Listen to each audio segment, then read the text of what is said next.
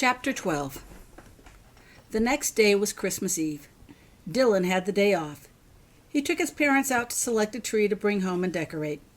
Laurel was in her bedroom wrapping presents. Holly was in her room, also wrapping presents.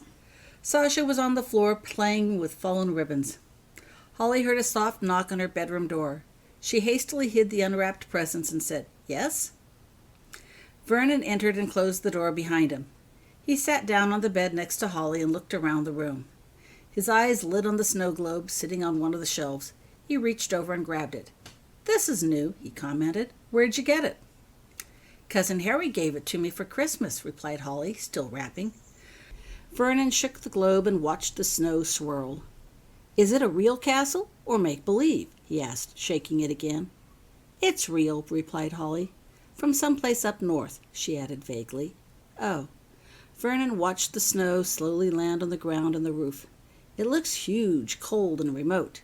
Holly nodded. "Haunted, too," she added. Vernon looked at Holly in surprise and then laughed. "You have one heck of an imagination," he said as he put the globe back on the shelf. Then he got serious. "So, tell me what's going on around here. You promised, remember?" Holly nodded slowly, not knowing how to begin or exactly what to say. "Grandmom and Granddad don't like Cousin Harry," she began while attaching a bow to her package. "They don't like him or anything connected to him. I mean, really don't like him. If they found out that Dad went to Cousin Harry for help when I got so sick, and that it was Cousin Harry that found the doctors who made me better, they would be very, very angry." "That doesn't make sense," said Vernon. "I mean, if he found someone to make you well and no one else could, they should be thankful." "I agree," said Holly. "But Dad doesn't think they will be, and I guess he knows his parents better than us." Vernon thought about that a moment. Then he asked, "So why'd they change the school name? I know you weren't going to some finishing school." Holly took a deep breath before speaking. "The school I am attending is the same one Cousin Harry attended when he was young. They have people there who know how to deal with whatever it is I've got. Grandmom and Granddad don't like the school either," Holly added quickly before Vernon can ask what had been wrong with her. "If they knew I was attending that particular school, they would know for sure that Dad had been in touch with Cousin Harry." Vernon considered this. "That's sad," he said finally. "I mean, Cousin Harry didn't seem all that bad to be making this kind of a fuss. Why don't they like him?" "I don't exactly know why.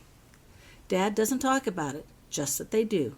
That's why we've never heard of Cousin Harry before." Vernon nodded, understanding. Then he asked, "So, what about the haircut? That wasn't part of any plan." Holly put her now finished package on the shelf before speaking. "Grandma had a sister named Lily," she began slowly. "Cousin Harry's mum. I've seen pictures of her. She looks a lot like me now that I'm not sick anymore. I didn't want Grandma to look at me and think of Lily or anything to do with Cousin Harry," she finished. "That's pretty extreme, don't you think? I mean, you're Holly, not some Lily." "True," agreed Holly, "but I didn't want anything to possibly ruin the holidays. My hair will grow back." "So why did everyone act so weird when you sang that song?" "Were they?" "Yeah," confirmed Vernon. Holly shrugged. "You know Mom and Dad have never liked wizards and witches and stuff. I don't suppose our grandparents do either. I probably should have sung something else, but that was the first song I could think of when Grandma asked me to sing." Vernon eyed her suspiciously. That response didn't sound quite right. He'd never before seen them stare like that at anything, even around Halloween. That they should do so now. "You telling me everything?" Holly was silent a long time before answering. "No," she said finally, "but I have to ask Cousin Harry something before I say more." Suddenly they heard the sound of the front door opening. "We're back!" shouted Dad. "Come see the tree we picked out." Holly and Vernon left the bedroom and went to the entryway to see the tree. It was a fine, huge tree that could easily fill one corner of the living room.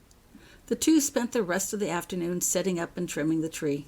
A final spray of canned snow, and the tree twinkled majestically with blinking lights, glittering tinsel, and sparkling ornaments.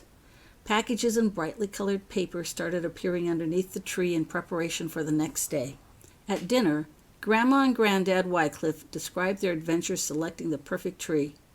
"Would you believe 3 other families wanted this very tree, and we had to rush to get it first," she related proudly.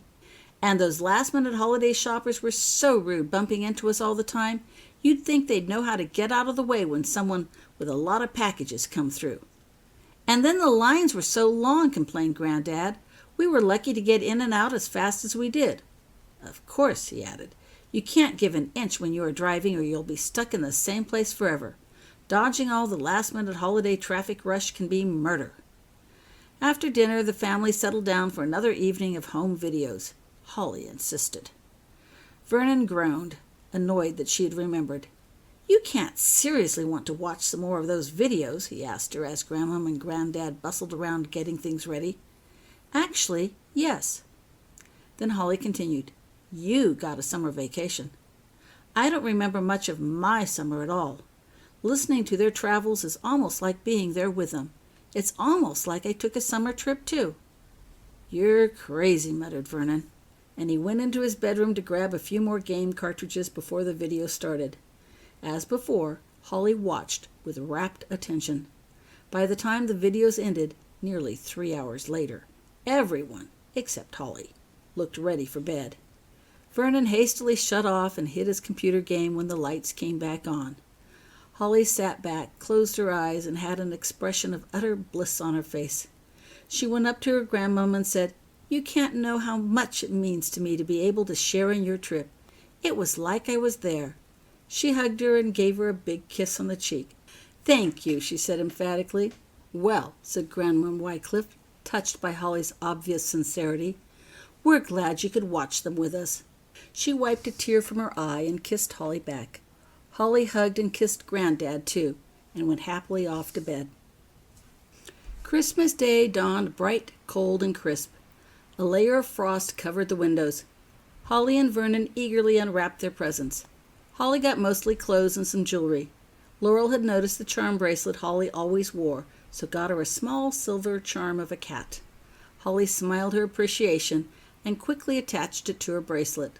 Vernon got lots of computer games. He couldn't wait to try them out.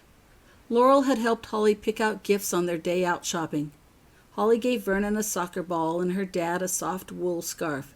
For her grandmom, Holly had selected a flashy pin, a bird in flight covered in rhinestones, and she got Granddad a matching rhinestone tie clip.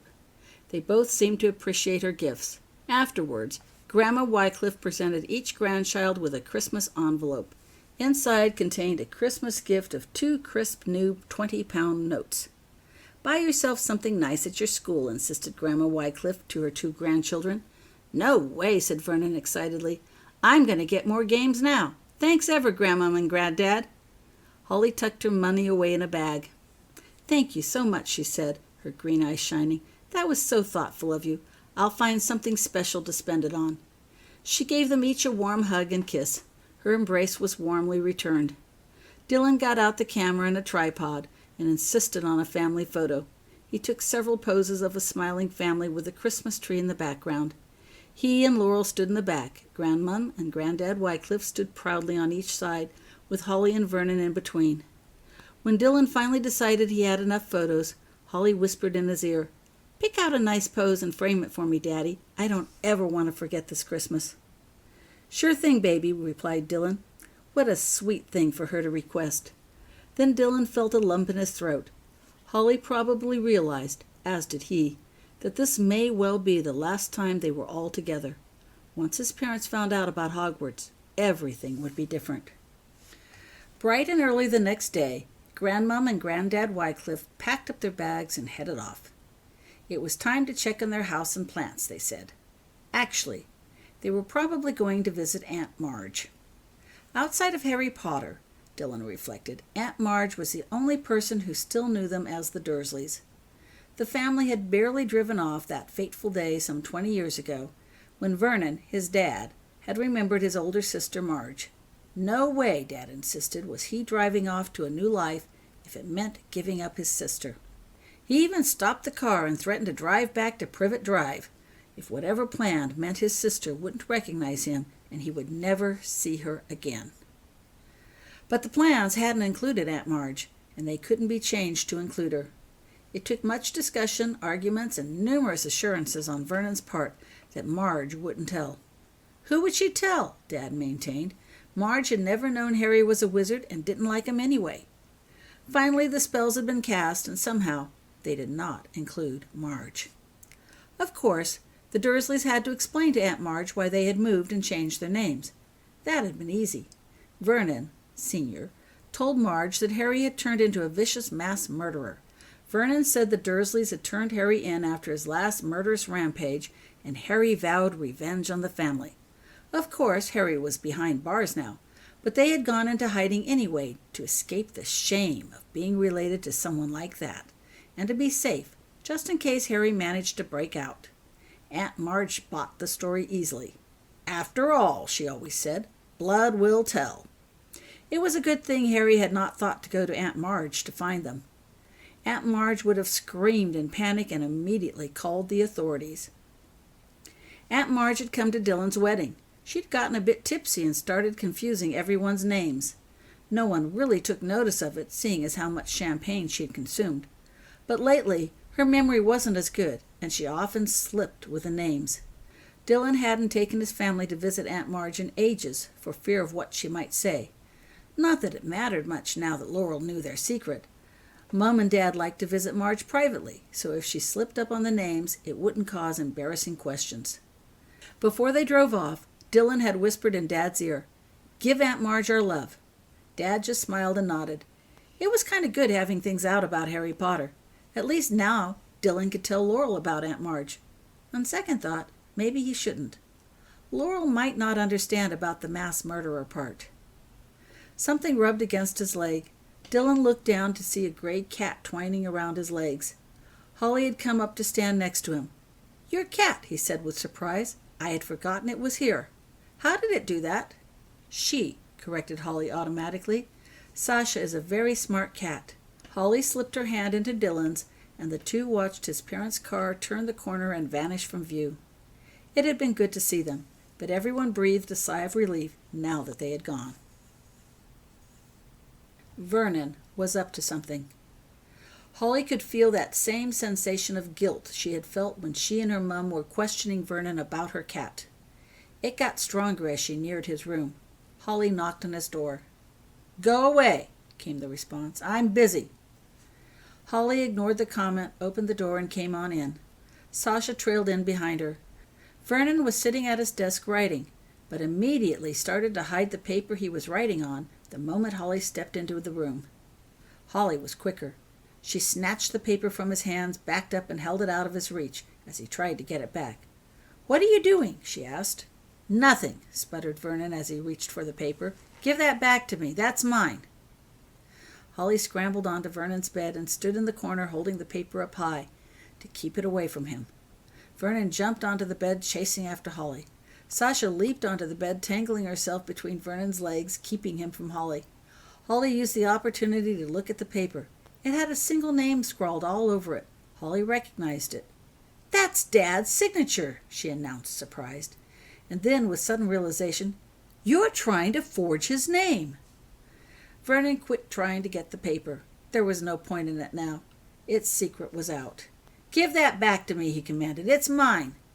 "What's going on?" demanded Holly. "None of your business," muttered Vernon, his head bowed down. "You tell me now, or I take this paper to Dad and let you explain it all to him." Vernon said nothing, but finally turned to his desk. He rummaged through his papers and handed one of them to Holly. Holly took the paper with her free hand and read what was written on it. She looked up and spoke. "This says that you are on 3 months' probation at school." Vernon said nothing. "Why?" Vernon shrugged. "I don't know," he mumbled. Holly just stared at him, her green eyes never wavering. Vernon finally wilted under the stare and responded. "They think I broke into the main office and stole some tests." "Did you?" "No, of course not," protested Vernon. "Did you tell them that?" "Of course I told them that." "So why don't they believe you?" "I don't know." Holly said nothing but stared at him again with those green eyes. Vernon gave in and spoke some more.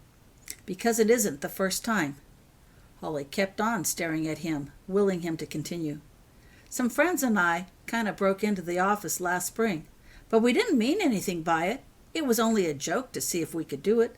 We didn't take anything. That where you learn how to use the tire iron? Sort of, Vernon mumbled. But I promised Dad last year I wouldn't do it again, and I didn't. It was too scary getting caught. So what happened?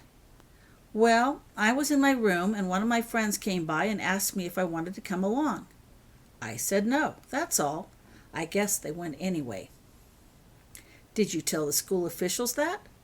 Of course not, said Vernon emphatically. You don't rat on friends. Holly considered this. Are they on probation too? She finally asked. No, said Vernon. I was the only one seen leaving the office last spring. But you weren't seen near the office this time. Why accuse you? There's no evidence I was involved, but they think I did it like before, and I never told who was with me last time, so they're sure I must know something. That's why it's probation, not expulsion, replied Vernon. So your friends let you take the rap last spring all by yourself, and now they're letting you take the blame for something they did? It's not that way, Vernon protested. Really. Their families are pretty important. They would be devastated if their sons got into trouble. It would be such a scandal. Holly regarded Vernon thoughtfully. You don't think Dad will believe you if you show him this notice for him to sign and then tell him what really happened? Would you? Actually, yes. Thanks for the support, sis, said Vernon, sitting back down. But we had a huge fight last summer, and it took a lot of work to convince Dad last time that the break-in was a one-of-a-time incident, and I wouldn't do it again. He won't be as easy to convince as you, not a second time. If I sign the paper for him and keep out of trouble the rest of the year, he need never know. And if something else happens and you get expelled? Queried Holly. It won't. I'll make sure. Holly pursed her lips thoughtfully, looking at the paper. What if I could get Dad to sign this and believe you when you tell him you didn't do it? Vernon snorted.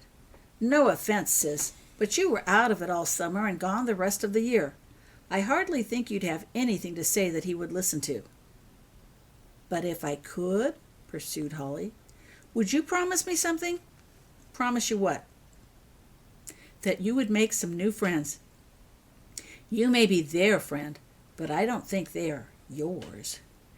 If they were truly your friends, they wouldn't stand by and let you get falsely accused.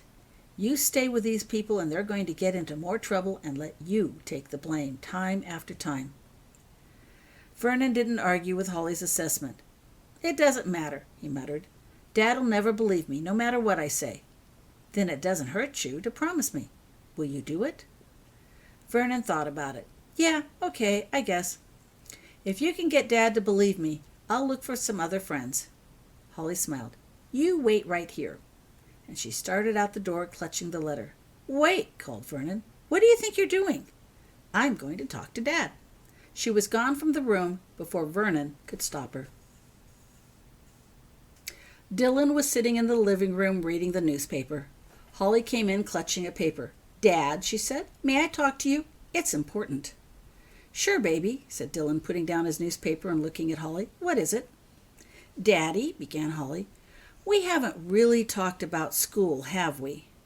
Dylan tensed up immediately. No, we haven't, he said warily. He looked out across the room away from Holly. He did not want to talk about Holly's school, but couldn't think how to leave. Well, Daddy, continued Holly, I can feel things, you know. I know, he said cautiously, still looking away, out at nothing. I could always feel things before, continued Holly, but at school I've learned how to understand what I am feeling. I'm glad to hear that, said Dylan, still tense. Why are you telling me this? For example, said Holly, ignoring the question, now I can pretty much tell when someone is lying. That's nice, dear. Why are you telling me this? Grandmum and Granddad, they weren't really going straight home, were they? Dylan froze at those words. No, they weren't. But how could she know? He looked at Holly. Holly, he demanded, why are you telling me these things? Holly mutely handed him a letter. Dylan looked at it. It was from Smeltings. He began to read. I was talking to Vernon, said Holly while he read the letter. Vernon says he didn't do it, and he's telling the truth. Dylan ignored Holly as he finished the letter. His whole face turned red and he spoke out angrily. This is the last straw. I told him last summer if he ever got into trouble again. He broke off and then shouted. Vernon, he called out angrily. Come here now. Daddy, said Holly insistently, I don't think you were listening to me. He didn't do it. That's nice of you to believe him, dear, said Dylan distractedly, thinking more about what he would say to Vernon than Holly. But you have no idea what's going on here. Daddy, said Holly persistently, putting her hand on his arm, I didn't say I believed him. I said he was telling the truth. Later, Holly, said Dylan, shaking Holly's hand off his arm. Vernon, he shouted again. Vernon appeared. Yes, Dad, he said reluctantly. Dylan looked over at Vernon angrily, taking a deep breath before speaking. Daddy, said Holly, grabbing his arm again. I said later, Dylan said to Holly, trying to brush her off. He was now angry at her, too. Hogwarts, shouted Holly, clinging to his arm. As always, the name made Dylan stop and flinch. He looked angrily at Holly. What? Hogwarts, repeated Holly, looking directly into Dylan's eyes. I said Vernon is telling the truth. I know he's not lying. But you weren't there. How can you possibly know? Suddenly Dylan realized what Holly had been trying to tell him. You mean you know he's telling the truth? Like no? Holly nodded. Like Hogwarts no? Yes, Daddy. The tension melted away from Dylan's body. He swept Holly in a tight hug and kissed her. Thank you, he whispered in her ear. She nodded. Dylan put Holly down and turned to face Vernon. Vernon, he said sternly, you and me need to talk about this. Vernon hung his head. Yes, Dad, he said. Dylan directed Vernon to Dylan's bedroom, and shut the door behind them. 2 hours later, the door opened, and Vernon came out. He found his way into Holly's room. Holly looked up from the book she was reading. Well, she asked, what happened? He believed me, Vernon said, dazed. He wasn't happy that I wouldn't give up the other people's names, but he believed me when I said I didn't do it. I don't know how you did it, but thanks. Holly nodded. Any time. Try hanging out with some of those people your so-called friends make fun of, advised Holly. They are probably a lot nicer than the friends you've been with now. Vernon nodded thoughtfully. Yeah, maybe. Vernon was in his room packing. He would be leaving for Smeltings tomorrow. It wouldn't be easy going back to school while under probation, but at least he had his dad's signature on the official notification, and his family believed he hadn't done it. They wouldn't be there with him at Smeltings, but just knowing they believed in him really helped. A soft knock came on the door. Enter, said Vernon. Holly walked in carrying a small candy box. As always, the cat trailed in behind her. Holly sat down on the bed and watched Vernon pack. How's it going? She asked. Fine, he replied. What do you want? I was thinking, Holly began, absently stroking the cat now sitting next to her, that we should do something to try to clear your name. I already told you, asserted Vernon. I'm not telling on them. I know, she said. So I was thinking, maybe we could get them to turn themselves in. Vernon stopped packing and looked at Holly. And how do we do that? I'm not asking. He went back to packing. Holly nodded. I didn't think you would. How many are there? 2? 3? Vernon didn't answer. Holly didn't seem to need an answer. I was thinking that you tell them that your sister is a witch, and that she is going to curse everyone that got her brother into trouble. What? Vernon looked at Holly in surprise. Are you crazy? They'll never believe that. Of course not, agreed Holly, but it plants the idea into their heads. Then later, you offer them some of these. She held out the candy box in her hand. Vernon took the box and looked at it suspiciously. It was a simple gold box with a large W embossed on its top. What is it? He asked as he opened it. Inside were several ordinary-looking chocolate squares. One half of each had been dipped in white chocolate. One of the pieces was missing. It's a candy popular at my school, explained Holly. She had found it left behind on the train when she came home for the holidays. "The kids get it at a joke shop," she continued. "You take a bite out of the dark chocolate side, and you get a nosebleed. You take a bite from the other end, and the nosebleed goes away. If you eat one of them, make sure you take a bite from the white chocolate side, and only one bite. Toss the ones you don't use, so no one unintended gets a nosebleed too." Vernon looked at the candies more closely. "Why would anyone want a nosebleed?" "Some of the kids will take a bite at the beginning of class," explained Holly, "get a nosebleed, and then use it as an excuse to get out of class. Once outside, instead of going to the infirmary, they take a bite from the other end and then have the rest of the period off to study or whatever." "Oh," said Vernon, "cool." "Of course," added Holly, "all the professors are on to this particular joke, so whenever anyone turns up with a nosebleed, they just ignore it and let the students suffer. Now the kids use them mostly to gross out each other, but that wasn't always the case." Holly could still remember her second week at Hogwarts, when Martina Goyle had come up to Becky after the Defense Against the Dark Arts class and apologized for accidentally hitting Becky during wand practice.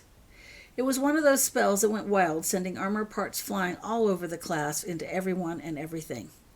Then Martina had casually offered Becky a piece of chocolate from the bag of chocolate that she always carried with her.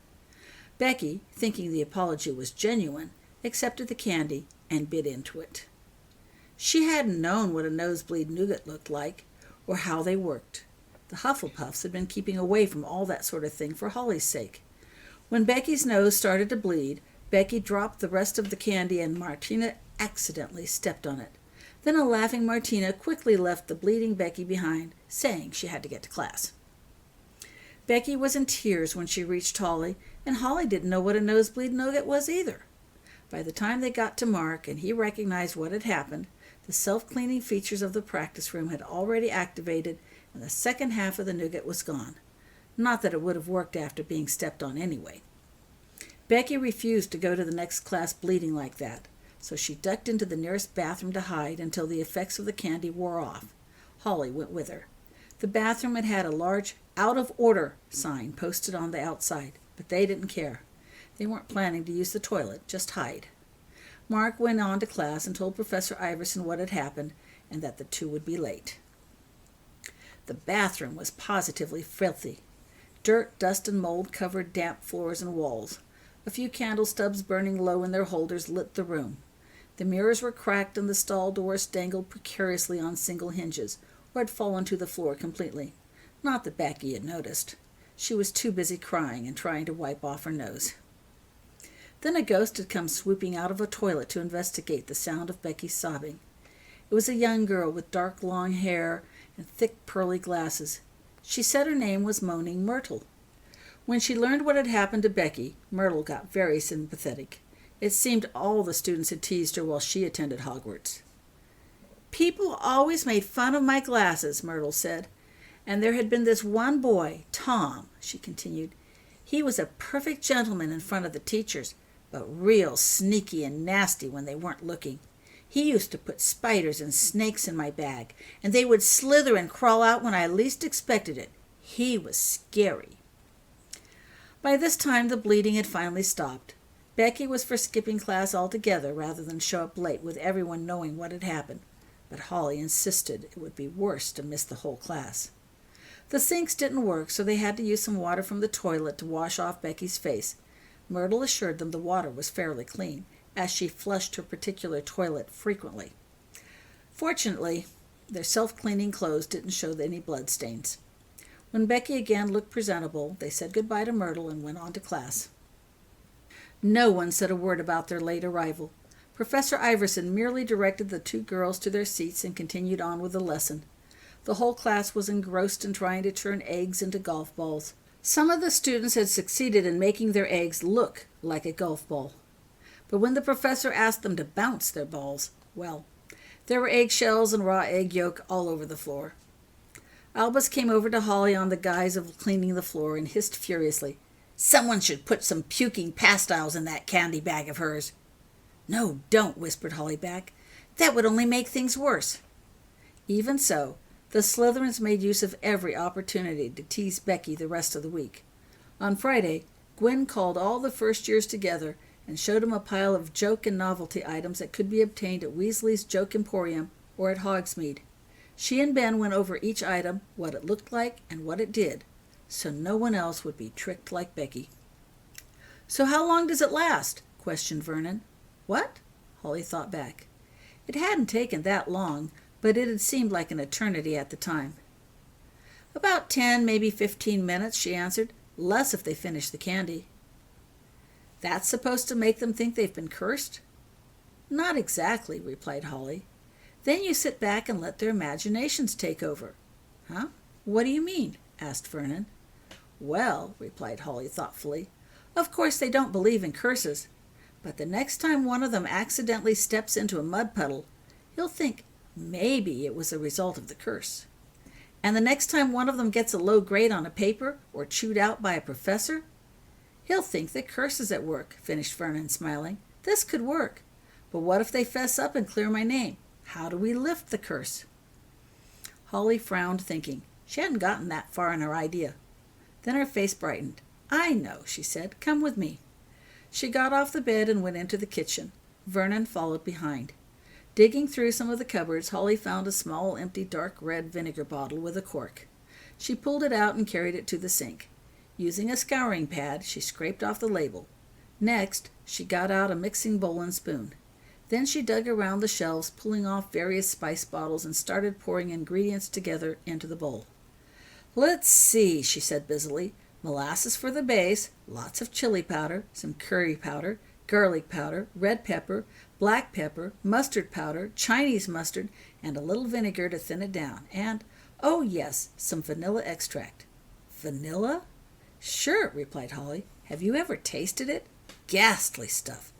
Smells great, but tastes awful." Holly stirred vigorously. "There," she said proudly, lifting a spoonful of the black concoction for Vernon's inspection. "What do you think?" Vernon took a whiff.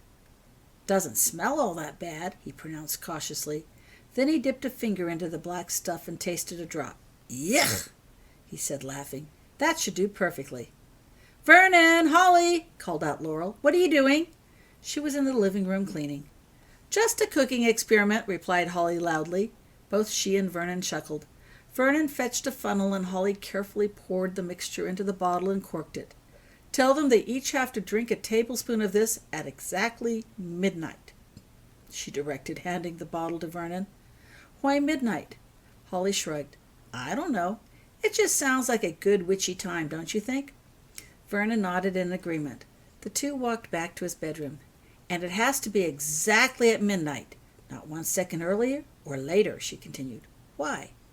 "Because then you can tell them if it's not swallowed exactly at midnight, the curse won't lift immediately, but will instead fade away gradually," explained Holly. "It's hard to do something at an exact time. If something bad happens the next day, they'll think it's because they didn't swallow the potion at exactly the right time." Vernon nodded again. He wrapped the bottle in a plastic bag and then tucked it in with the rest of his things. "Sounds good to me," he said, patting the bottle with some of his clothing. Then he stiffened a bit as he thought of something. "Wait a minute. You can't really curse people, can you?" "Of course not," replied Holly reassuringly. Vernon relaxed. Then, without missing a beat and keeping a straight face, Holly added, "They haven't taught us that yet." Vernon stared straight into Holly's green eyes and then broke out into a laugh. "You really are weird sometimes, sis," he said finally. "But I'm glad you're all better." Holly smiled. "Me too," she said. Holly was in her bedroom packing her things. Recently, the whole family had driven Vernon to the station and seen him off to school. Now it was her turn. Vernon had only been gone a few days, but already the house felt empty. A soft knock sounded at her door, and the door opened. Holly looked up. It was her mother. "May I come in?" she asked. Holly nodded. Laurel came in and sat down on the bed next to Sasha. "Is there anything I can do to help?" Holly shook her head. "No," she replied. "I'm pretty much done now." "You don't really have to go back if you don't want to, you know," said Laurel, stroking Sasha absently. "I know," replied Holly, But I can't take Sasha with me everywhere I go. I've got to learn what to do next." Laurel nodded understandingly, still stroking Sasha, who purred loudly, happy at the extra attention. Holly could tell her mum was still worried about her return to Hogwarts. Holly looked over at the snow globe still on the shelf. She had decided to not take that with her. "Mum," Holly said, taking a deep breath, "would you like to see my school?" Laurel hesitated a bit before speaking. "Why, yes," she said finally. "I think I would. Is that possible?" Holly took the globe off the shelf and handed it to her mom. "This," she announced proudly, "is a replica of my school, Hogwarts." Together the two looked at the globe. Holly pointed out which tower housed her dorm, the Quidditch field, and Hagrid's hut, which stood off to one side. She pointed to the thick-trunked tree with the spindly branches that stood in one yard. Holly explained it was a whomping willow and would attack anyone that dared climb its branches. "You can see why it gets so much exercise," Holly finished, "and why there aren't any elevators." Holly shook the globe and the snow swirled about. "When I left," she mused, "it was snowing pretty hard. I wonder what it will look like on my return." When her initial surprise wore off, her mother's instinct took over. "It looks kind of cold and drafty," Laurel observed. "Are you warm enough?" Holly laughed. "Yes, Mummy," she said. "There's a huge fire always burning in my dorm. We've lots of thick wool blankets for our beds, and the classrooms all have climate control." Of course, Holly didn't mention exactly what that climate was supposed to be. Potions down in the dungeons was always cold and damp. "Professor Ferenz even had a pavilion set up for us when it rained during astrology," added Holly. "We sat on comfy pillows next to a huge bonfire and watched the flickering flames while he told us some ancient legends concerning the origins of stars and planets. It was a really neat lesson, and no one got cold at all." Laurel relaxed a bit. Then she looked down at Holly's feet. "Goodness," she said, "how many pairs of shoes did you bring with you?" Holly followed her mum's gaze down to her lavender-colored shoes sprinkled with flecks of gold glitter. One," replied Holly. They had never gotten a chance to get new Muggle shoes while shopping that first day. "I don't think so," corrected her mum. "There was that pink pair you wore on the first day, and I remember seeing a green set the next, and a turquoise pair, and the green spotted orange set, that was hideous, by the way, and the red ones, and the blue stripes." Holly could almost see her mum counting them in her head. "You must have darn near brought a different pair for every day." Her voice trailed off and her mouth hung open as she looked at the small bags Holly had brought to carry her things, realizing they were way too small for that many shoes. "They're called rainbow shoes," explained Holly meekly. "They are black on school days and change color on weekends and holidays." Her mother closed her mouth while she digested this piece of information. "Oh," she said finally, "I guess that explains why they were all the same style. I thought that was a bit weird." Holly considered her mom's reaction to the shoes. Then she put the snow globe slowly back on the shelf. "Mum," she began hesitantly, "I did get you a Christmas gift, but I didn't know whether I should give it to you." "Oh?" "I think I'll give it a try," continued Holly. She rummaged around on an outside pocket of her bag and brought out a small silver-colored box, which she handed to her mom. Laurel examined the outside briefly and then opened it. Inside was a small oval pendant with a silver chain. The pendant was of some sort of stone that shimmered, somewhat like an opal, showing hints of other colors within. In the middle of the opal-like stone was a silver star with several spokes radiating outward. "It's beautiful," Laurel breathed, taking the pendant out for closer examination. Holly could tell she liked it. "Why would you hesitate to give this to me?" "It's called a health stone," explained Holly softly. "Many of the parents of kids at Hogwarts wear them. I know you worry about me, so I thought I would get you one. Watch," she said, taking the pendant from her mom's hands. Holly reached over, opened a desk drawer, and pulled out a needle from a small pincushion. She carefully stuck the needle in her thumb. The two of them watched a small bead of blood well up. Then Holly pressed her thumb to the surface of the pendant. When Holly removed her thumb, the blood was gone. It was neither smeared on the surface of her thumb or the pendant. The pendant seemed to glow and shimmer even more. "There," said Holly. "Now it's activated." She handed the pendant back to Laurel. "When I am well," she explained, "it will look like this. The pendant will change colors if I am not well." It was supposed to turn black if Holly were dead, but Holly didn't think she would mention that part. Several of the Hufflepuff students injured during a broom collision got owl messages from worried parents the next day. Holly wondered how they had learned about it so fast. That's when the other students told her about the health stones their parents wore. Mark got her a catalog. Holly was surprised at the variety of health stone jewelry. Besides an assortment of various style brooches, rings, pendants, tie clips, and bracelets, there were also health stone jewelry divided into 2 or more segments for families with more than one child attending Hogwarts. The pieces looked so beautiful that Holly had ordered one using the money Cousin Harry had given her to spend. Then she had worried that her mom might not want anything touched by magic. Later, Holly decided that her mom might like the pendant, but she wasn't really sure. Unfortunately, the back of the pendant had a fancy H engraved on it, H for Holly. But someone could easily think it stood for Hogwarts, or Harry, so Holly hadn't dared give her gift to Mom on Christmas Day. Then other things had come up. Laurel took the pendant from Holly and gave her a big hug.